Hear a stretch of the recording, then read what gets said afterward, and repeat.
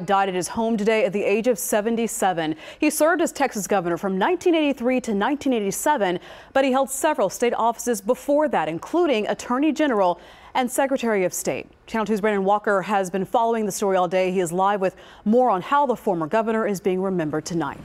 Brandon?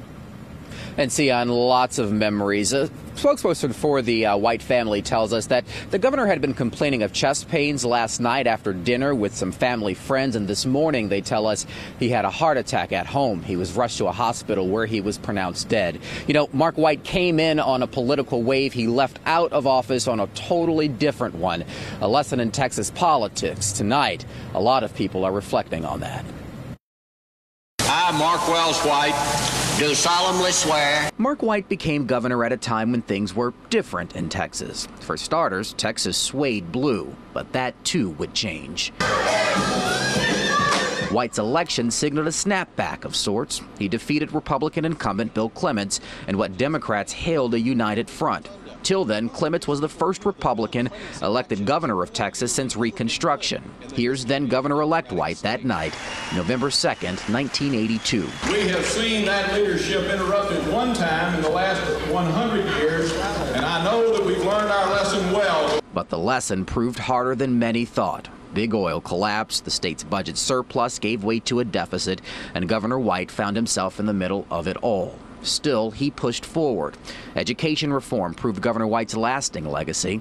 There's his landmark no pass, no play policy for high school athletes, pay raises and competency tests for teachers, class size limits for elementary schools, and the state's high school basic skills graduation test. He became a mentor and a coach, and then ultimately he became a friend.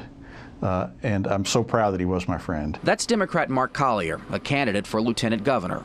True, Governor White was a friend to many, no matter party affiliation. With all the hats he wore, dad and husband were his most cherished. Here's Governor White with his wife of 50 years, Linda Gale. Governor Mark White leaves behind his wife, 3 children, 9 grandchildren, and a host of Texans whom he loved. He was 77. And we are hearing from quite a few officials tonight on the life and legacy of former Governor Mark White. The family, meantime, tells us that funeral arrangements are pending. As soon as we get that information, we'll be sure to let you know about it. We are live tonight in Southwest Houston. I'm Brandon Walker, KPRC Channel 2 News. Brandon, thank you. President George H.W. Bush released a statement this evening which said in part his tenure as governor came during the stormy economic times of the early to mid-1980s, which led Mark to do 2 things that are an everlasting credit to his rich legacy. He laid the groundwork for diversification of the Texas economy, and he made significant investments in improving education in our great state. Word of White's death also hit social media. Mayor Sylvester Turner tweeting, "Very sad to hear news of the death of former Governor Mark White of Houston. Join us in sending condolences to his wife Linda Gale and family."